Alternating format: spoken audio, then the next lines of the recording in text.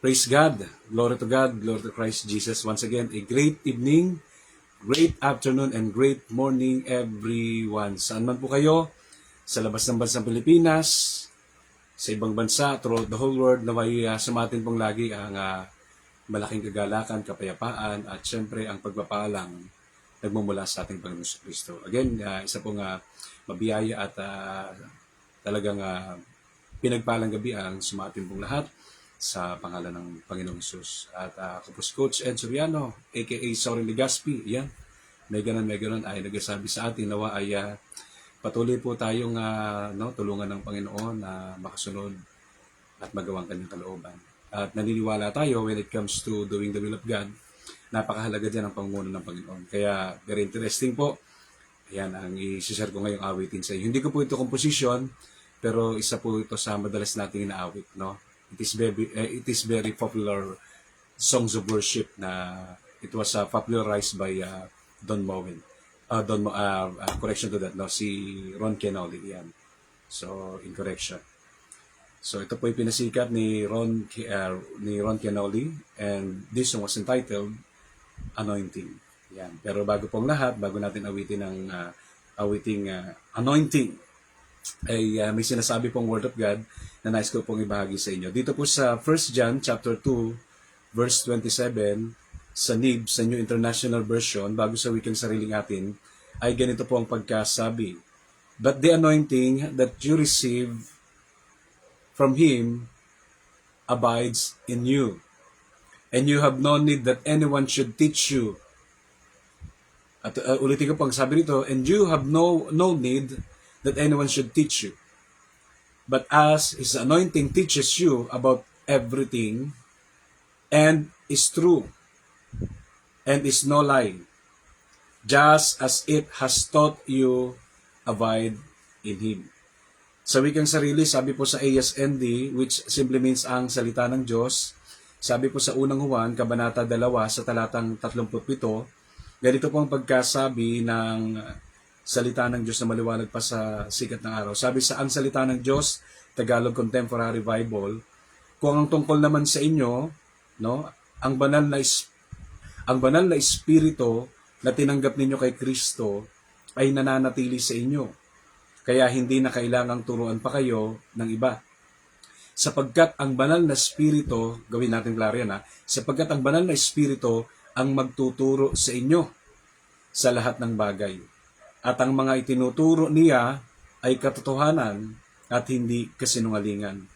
At gaya ng itinuro niya sa inyo, manatili kayo kay Kristo. So dito po ay sinasabi na maliwanag pa sa sikat ng araw na tunay na yung anointing ay nagmumula, no, sa Espiritu Santo. Kaya nga pinapaalala sa atin ng Panginoong Kristo na manatili tayo sa Kanya. Hindi na natin kailangan ng iba pang turo. Ang kailangan nating turo, higit sa lahat ay yung nanggagaling sa Espiritu Santo. Kasi sabi nga sa Gospel according to St. John, di ba? He will guide you into all the truth. Siya yung magtuturo sa atin ng lahat ng bagay. Kasi ang daming ministry ng God the Holy Spirit ng third person of the Trinity. Di ba? Siya yung ating teacher. Kaya siya yung magtuturo sa atin, no, ng mga bagay-bagay. Kaya kapag ang isang person, no, ay anointed, so hindi niya problema yung tuturo niya, no? Sapagkat una tigit sa lahat, no, bukod sa wisdom and knowledge na meron siya, ay yung, di ba, yung knowledge na meron siya, higit sa lahat yung karunungan, no, na nagagaling sa Espiritu Santo. Kasi lagi nating tatandaan, sabi nga ng Bible, no, without Christ we can do nothing. At ang presensya ng Panginoong Kristo ay hindi visible, pero nagiging visible sa pamagitan po ng God the Holy Spirit. So, ang umahalili sa atin para mag-minister ay ang God the Holy Spirit. At siya rin yung nag-a-anoint sa atin para sa lahat ng ating gagawin. Kaya nga sinasabi rito sa Acts chapter 1, verse 8, sabi sa New International Version, but you will receive power when the Holy Spirit comes on you. And you will be my witnesses in Jerusalem, in all Judea and Samaria, and in all Judea and Samaria and to the ends of the earth. So ang sabi doon, paglabag sa inyo ng Espiritu Santo, sa madalit sabi, at dito naman po sa ang salita ng Diyos, ganito po ang pagkasabi, ngunit pagdating ng banal na Espiritu sa inyo, bibigyan niya kayo ng kapangyarihan. at ipapahayag ninyo ang mga bagay tungkol sa akin. Mula rito sa Jerusalem hanggang sa buong Judea, Samaria at hanggang sa buong mundo. So it is the Holy Spirit that enabled us, no, to do the works of God. Kaya mahirap na tayo po ay maglingkod na wala yung pahid ng Panginoon. Kaya nga dito, no, to simplify, now, kung titingnan natin, what is the anointing? The anointing is the indwelling presence of the Holy Spirit in the life of a believer. So, ang anointing, ang pahid, ay ang pananahan ng presensya ng Espiritu sa buhay ng isang mananampalataya. Binibigyan daan nito ang, sabi nito, no, binibigyan daan nito ang mananampalataya na maunawaan, gamitin at pangasiwaan ang spiritual na katotohanan.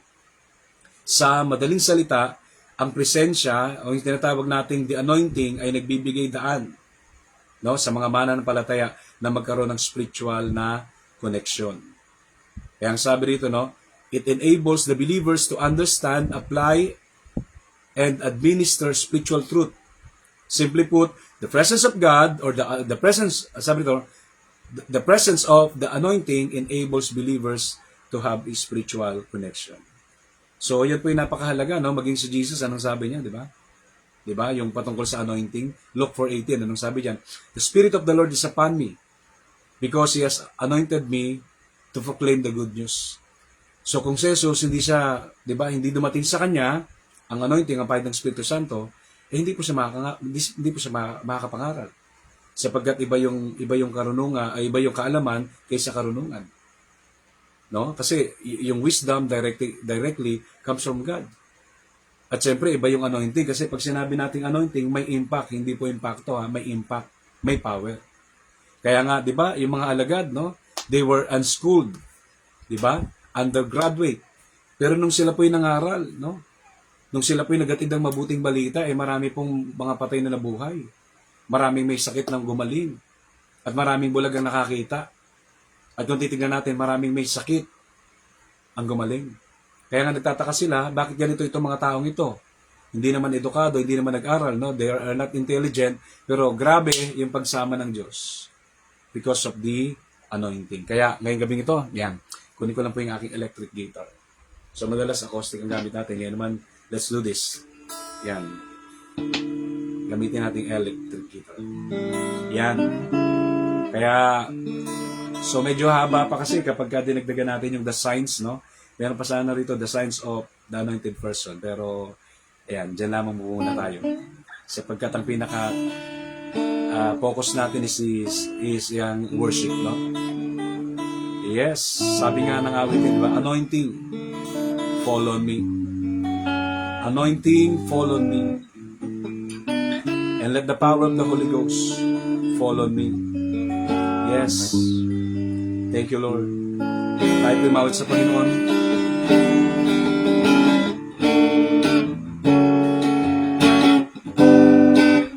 Anointing, fall on me.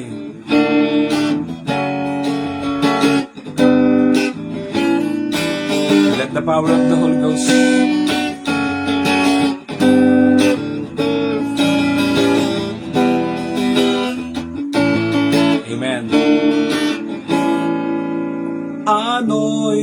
anointing, fall on me. Anointing, fall on me. And let the power of the Holy Ghost fall on me. Yes, anointing falls on me. Anointing, fall on me. Anointing, fall on me. And let the power of the Holy Ghost fall on me. Anointing falls on me. Sabi nga sa awit dito, yes. Touch my hands, my mouth and my heart. Fill my life, Lord, every part. And let the power of the Holy Ghost fall on me. fall on me. Yes, anointing, oh, fall on me. And let the power of the Holy Ghost fall on me. Anointing falls on me. Here we go, sing it again. Anointing, yes, fall on me. Anointing, fall on me. And let the power of the Holy Ghost fall on me. Anointing falls on me. And let the power of the Holy Ghost fall on me. Anointing falls on me. Lord, please touch my hands, my heart and my mouth, and fill my life, every part, and let the power of the Holy Ghost fall on me. Yes, anointing falls on me. And let the power of the Holy Ghost fall on me. Anointing falls on me. And let the power of the Holy Ghost fall on me. Anointing falls on me. Lord, let the power of the Holy Ghost fall on me. Anointing falls on me. Anointing fall on me. Yes, Lord, anointing fall on me. Anointing fall on me. Lord to God, Lord to Christ Jesus. So yan po yung awiting pinasikat ni Ron Kenoli, which that song was entitled Anointing. Sabihin, pinahiran. So tayo pong lahat ay pinahiran para maisagawa, hindi po yung kalooban ng tao, kundi yung kalooban ng Diyos. So iba po, yun pong pinapagawa ng Diyos, no? That is powerful when we talk about the powerful, which simply means God, no? Pag sinasabi natin makapangyarihan, yan po ay tumutukoy sa Diyos. At yung gawain po natin, tayong mga inanoint ng Panginoon ay hindi po chicken.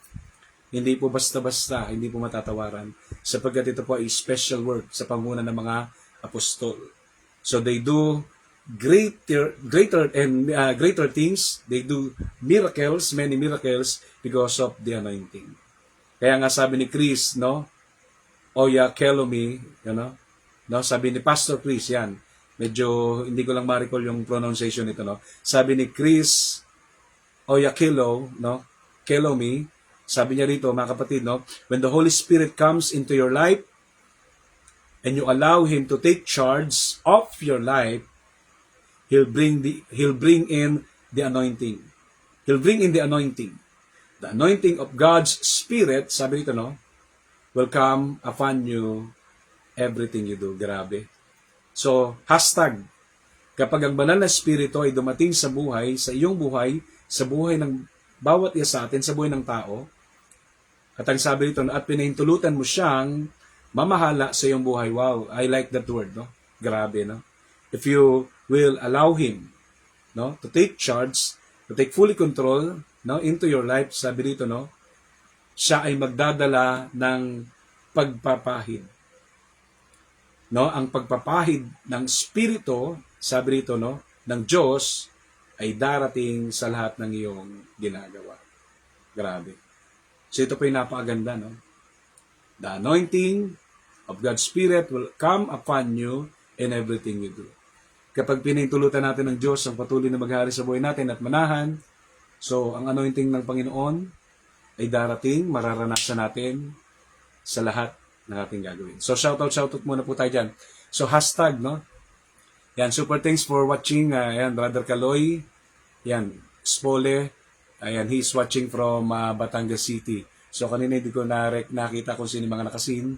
At syempre, shoutout din po sa ating pong kumpare na inanoint din ng Panginoon to bring the good news, to preach the gospel as a good decisors, as a evangelizers. Yan, so si Bishop Anthony Ans Ibasan Cartagena. Yan, Cartagena Ibasan. So super thanks. Yan, sa iyo Bishop paring Ans Ibasan. At nawa ngayong gabing ito, tayo po napagpala sa pamagitan po ng salita ng Diyos at syempre higit sa lahat, no, yung awiting ibinahagi ko sa inyo. Let the power of the Holy Ghost fall on me. Anointing falls on me. Anointing fall on me.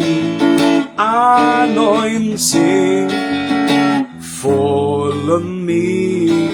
And let the power of the Holy Ghost fall on me.